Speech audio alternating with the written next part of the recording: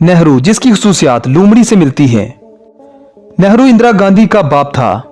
यह भारत का पहला प्रधानमंत्री यानी वजीर आजम था और पहली female prime minister Indira Gandhi यानी इसकी बेटी थी। ये दोनों बाप बेटी अक्सर चर्चा में रहते थे। आज की इस वीडियो में हम आपको बताएंगे नेहरू से लेकर इंदिरा गांधी तक के नाजायज ताल्लुकात के बारे में। जवाहरलाल नेहरू इलाहाबाद में वैश्याओं के मोहल्ले में पैदा हुआ था। नेहरू के बहुत सी औरतों के साथ नाजायज ताल्लुक थे, जिसमें इंदिरा की सहेली तेजी, माउंटबेटन एडविना, पद्मजा नायडू और बनारस की एक सन्यासी शारदा का नाम आता है। यह भी कहा जाता है कि नेहरू की बीवी कमला नेहरू का ताल्लुक मुबारक अली के साथ था, जिसके नतीजे में एक बेटी पैदा हुई जो कि इंदिरा गांधी थी।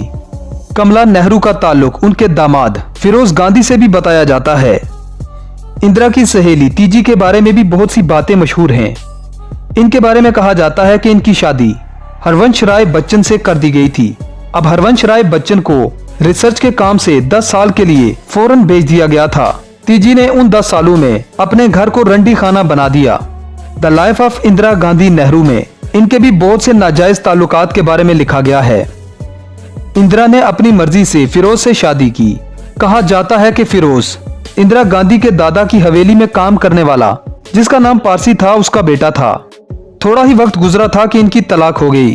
फिरोज और इंदिरा की दूरी की वजह इंदिरा के नाजायज ताल्लुकात थे।